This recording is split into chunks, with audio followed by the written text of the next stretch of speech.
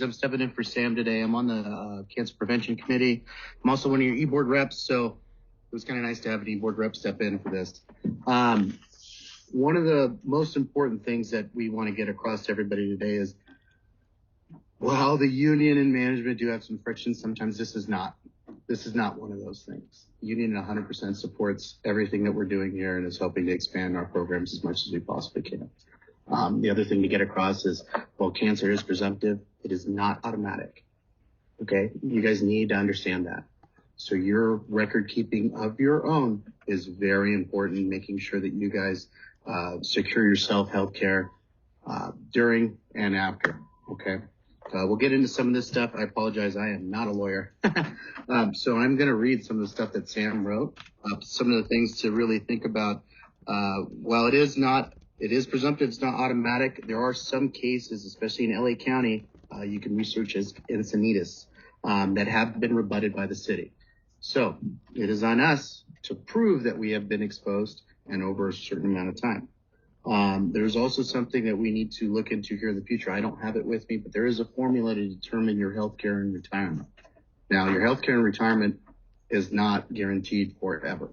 Okay, so it does have to do with your work here. It does have to do with how long you were active, and it does have to do with afterwards. So if you were here for 30 years, they'll cover you for, let's say, 30. If you were here for 10, they may only cover you for 5. So there is a formula to do the math.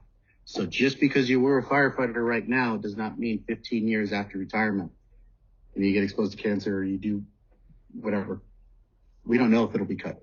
So that's also something to be very, very cautious of. Now we'll get into the thing that Sammy was going to say. Currently, the cancer presumption works as follows. The employee must show that he or she was exposed to a carcinogen. Now, if we really do look into that, that's diesel smoke, that's diesel fuels, right? All the other things that we're exposed to at work, we need to start documenting those things in our PERS online, and that you developed cancer. So those are two kind of seem super obvious, but those two are directly related. We need to be able to talk on those and prove them. If the employee meets this burden, the burden shifts to the employer, and the employer must show the following. The employer must identify the origin site of the cancer. If no origin site can be identified, the employer is liable, and that liability is bulletproof. Okay? If the employer establishes the original site of the cancer, the employer must then affirmatively show that there is no reasonable link between the carcinogen and the cancer. This burden is more than the lack of evidence. So that's a lot of lawyer talk, right? Okay? This is where our documentation is extremely important, especially on PERS, our exposure reports, our run reports, everything else. The employer's physician cannot simply say that they cannot find a study that links carcinogens with the cancer. Rather, the employer must show studies that affirmatively show that there is no link between the carcinogen and the contracted cancer.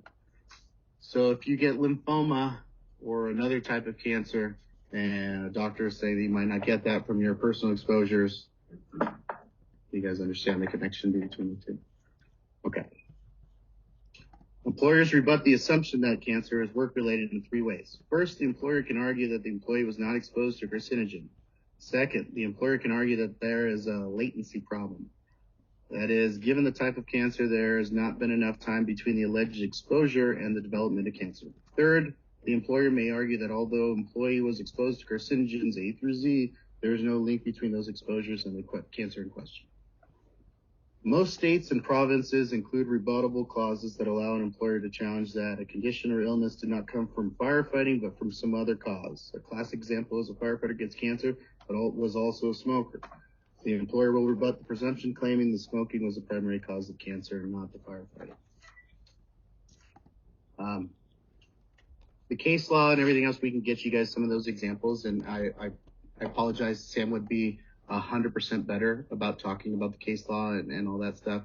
What I'm here to tell you as an e-board rep is take care of yourselves. Make sure you document the best way possible. Okay?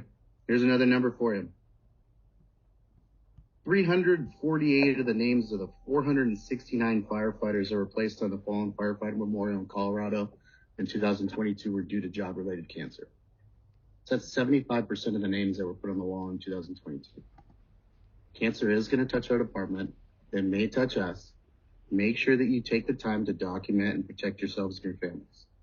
That's the best thing that I could possibly say as an e-board rep for you guys, is make sure that you guys set yourselves up for success if you do happen to meet cancer.